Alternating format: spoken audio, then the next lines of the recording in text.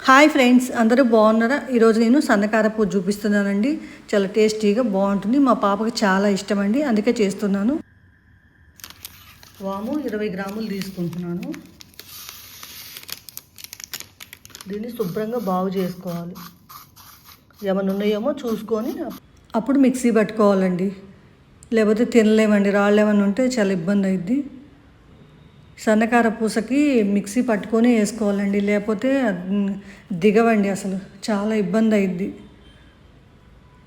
అందుకని మిక్సీ పట్టేసుకుంటున్నాను. మెదిగిందండి, ఇంకా తీసేద్దాం. పొయ్యి మీద వేడి నీళ్ళు పెట్టుకుంటానండి. కారపూసకి నేను వేడి నీళ్ళతోనే చేస్తానండి. వేడి నీళ్ళు పోసి చేస్తాను.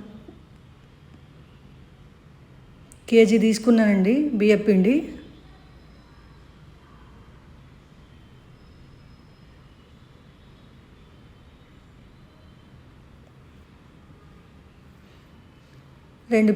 రెండు పిరికెళ్ళు తీసుకున్నానండి, అది శనగపిండి.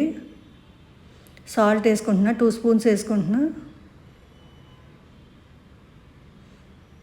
ఇందాక మనము మిక్సీ పట్టాం కదండి వాము, అది కూడా వేసేసుకుందాము. కారం వేసుకుందాము 2 స్పూన్స్. నాకైతే కరెక్ట్గా సరిపోతాయండి.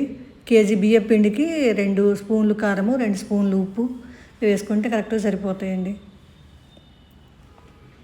మీరు ఇంకా తినే వాళ్ళైతే వేసుకోవచ్చు అండి, అది మన ఇష్టము, ఎంతైనా వేసుకోవచ్చు. కానీ నాకైతే కరెక్ట్గా సరిపోతాయండి.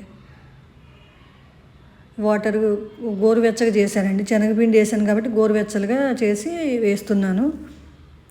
అదే ఉట్టి బియ్య పిండి అయితే మాత్రం కొంచెం వేడిగానే ఉండాలండి. ఒకసారి నాకు తెలియక అట్లనే చేశానండి. వేడి నీళ్ళు పోయకుండా బియ్య పిండి కలిపి చేస్తే నా చేతులంతా గాలినాయండి. అప్పటి నుంచి నాకు ఇదొక అనుభవం, అందుకనే చెప్తున్నాను.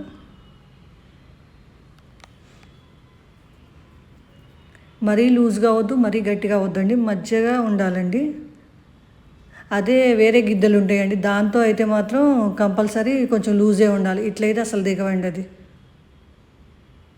ఇప్పుడు పొయ్యి వెలిగించుకొని బాండీ పెట్టుకొని ఆయిల్ పోసుకుందామండి.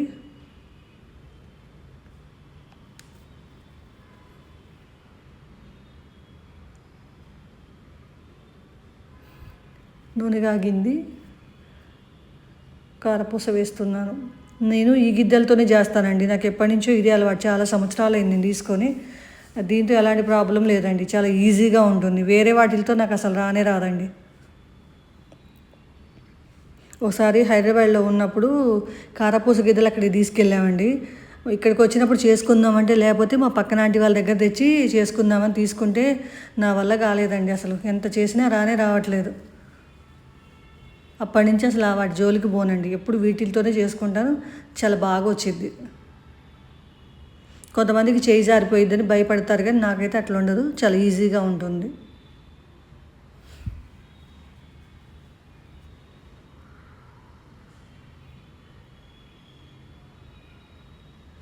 ఈ పొయ్యిలు కూడా మంచిగా వేడి బాగా వస్తుంది, సెగ బాగా వస్తుందండి.